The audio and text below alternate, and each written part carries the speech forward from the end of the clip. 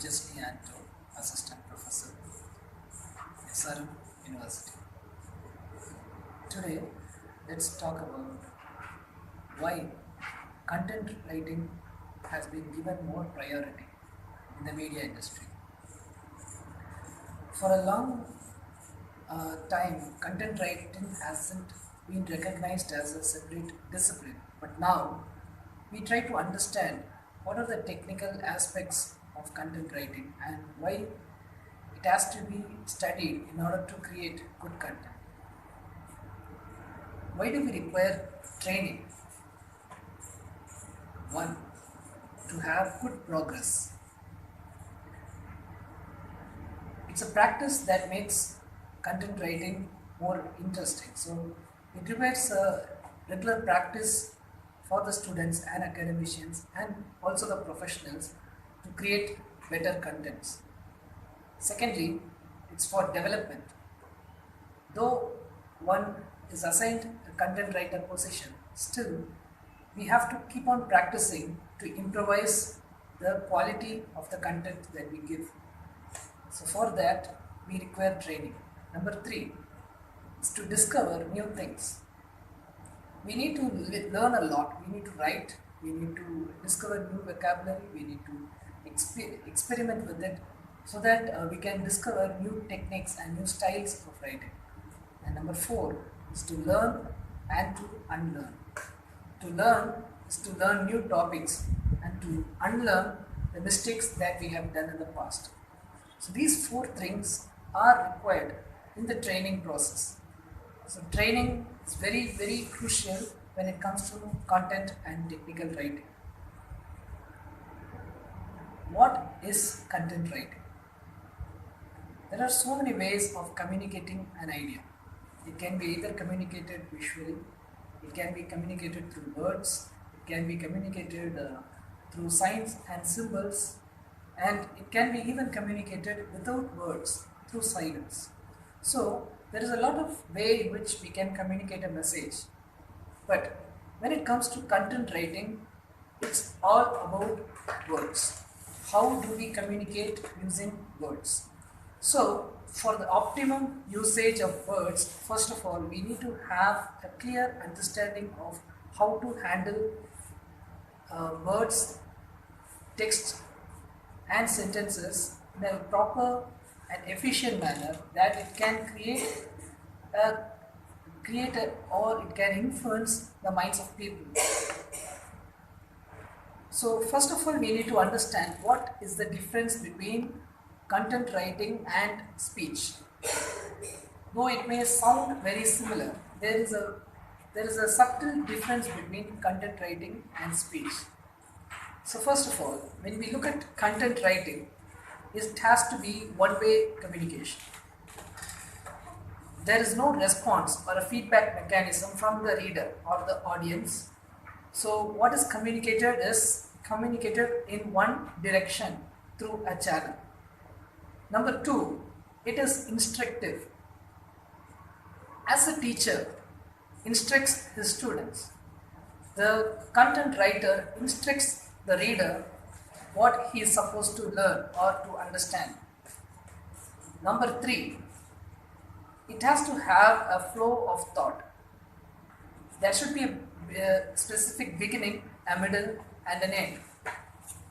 So let's see what's the difference this has when we compare and study with speech or dialogue.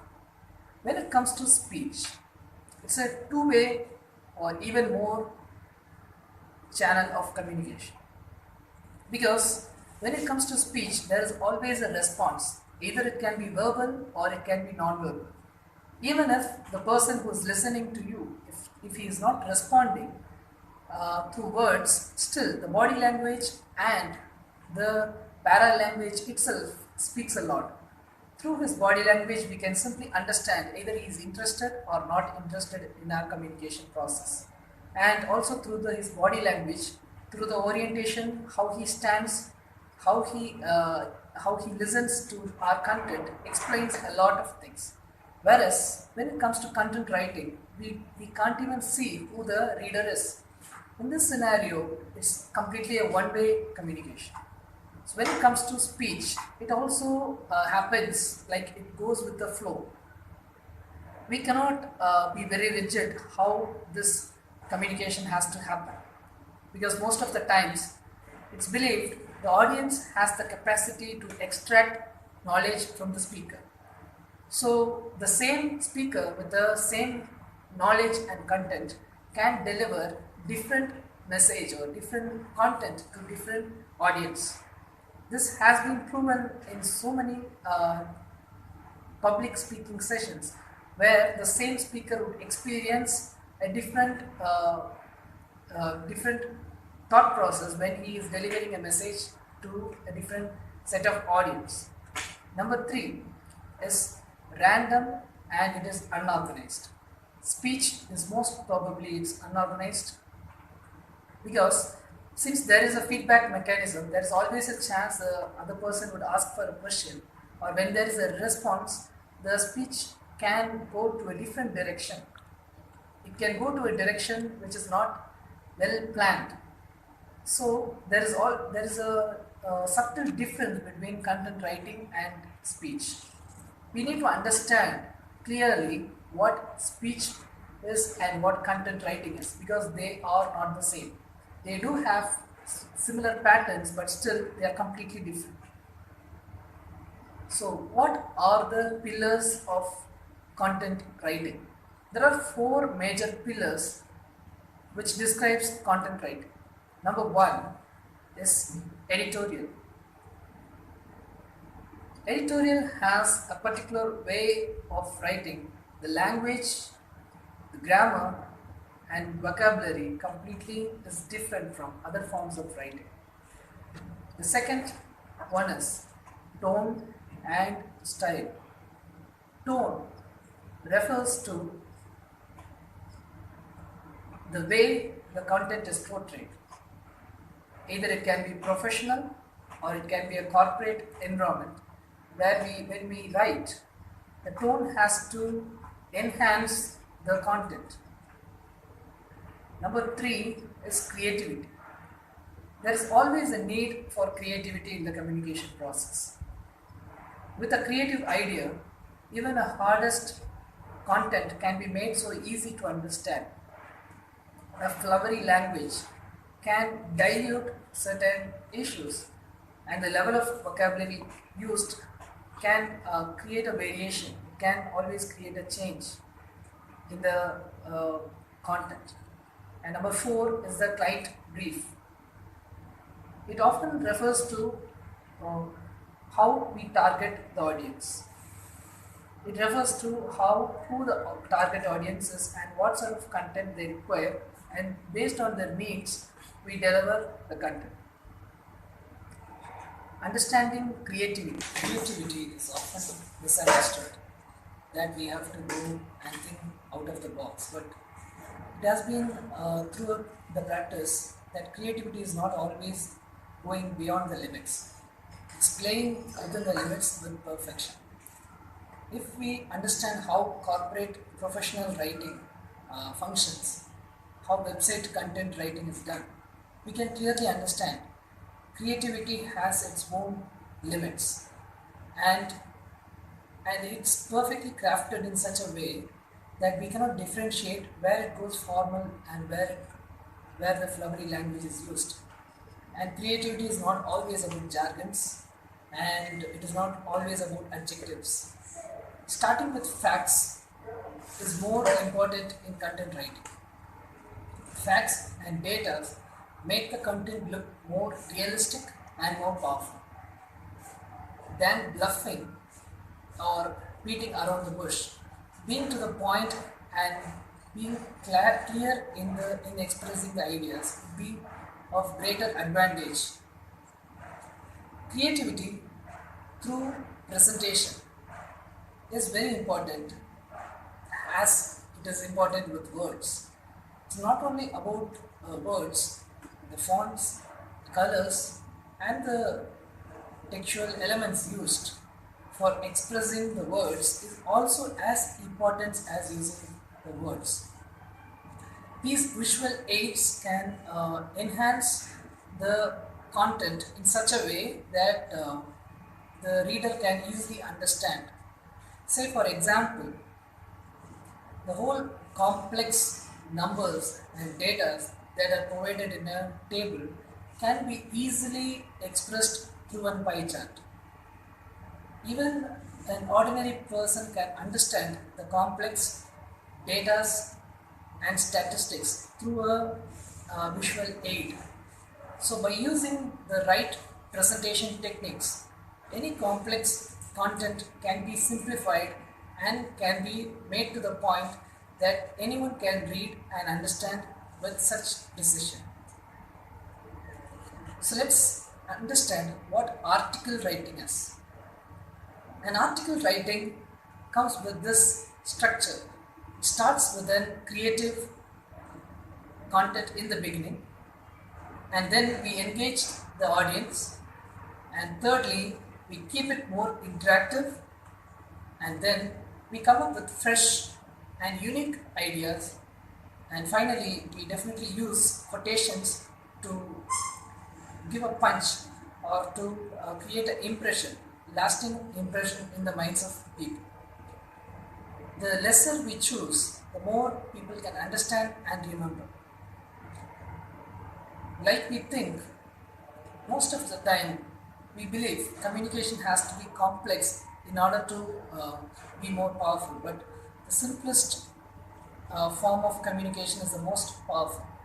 The lesser the brain can process and content, the more it remembers and the more attractive and easy it is to retain in the memory for a very long time. Sales and communication material content. Today, the need of the hour for content writing and technical writing is in business. Any business requires communicators to perfectly market and sell their product. There are different types of marketing materials that circulate among us. One of them is brochures, and you can also see mailers, flyers, and newsletters. These are all powerful design and content that is provided to the public in the form of art, in the form of leaflets or mails. Okay, so these creative prints actually create a lot of impact. The way it is designed, there's a lot of science behind what colors are used, what shapes and images are used, and how the content is placed. These matters a lot. So the content is today converged with the design elements, so they always go hand in hand. The content cannot exist without visual aids, as well as the visual aids cannot be powerful without the content. The content writer and the designer has to be powerful enough in communicating the knowledge to the customers and to the people who read it, people who go through the design or the content material. So first of all, in order to make a very powerful content, we must know who the target audience is. That is the point where everything starts. Once we know who the audience is, we can create a powerful design based on their needs. Number two, we must understand the context or the language. In which context we are creating a particular communication. We must know. So now we know what a powerful content writing requires. It is not only about writing, it's also the design elements that enhance the writing process. But how do we enhance our knowledge in this particular technique of writing? For that, the foremost exercise that we are supposed to experience is reading. So now the question is what to read. We can read 4 things in common for a regular practice. Number 1, book. Books can create a lot of knowledge, and it can give variety of content which provides us a creative pool of ideas. So the more books we read, we can be more expressive and be more creative in our writing process. Number two is business magazines. Business magazines are very important tool because business magazines are the ones that target the audience to buy a product, where we use influential or persuasion as a tool to market our products. Once we learn how to persuade through your language, it is of immense, it's a powerful tool. So wherever we write, we can use this knowledge to easily attract the audience and to convey a message. Number three is articles and stories. Articles and stories also can contribute a lot in improving one's language and improving the styles of writing. And finally, the website content. Website contents will be very useful in understanding how to write a technical content without distorting the facts and data, yet more interesting to the audience. How to create a very interesting content? This is the question every content writer would have. A simple three process by which we can create a content, a powerful content. Number one is a strong beginning. The powerful content has to be proven from the beginning itself. The moment it starts with a powerful tagline, the audience will read through the entire content. The second one is breaking of content. We must know where to break and where to involve fresh new contents. And finally, it's about insightful content. So how insights have been provided in the content in a more interesting manner. When it comes to technical writing, the most used form of technical writing is for sales of products and services. Marketing and sales is the bloodline of the economy, and for that, communication has proven to be the powerful tool in order to sell. And technical writing is yet one another powerful tool to explain a product and then to sell, both to business and for business to consumers. In both the models, this technical writing proved to be a very powerful tool.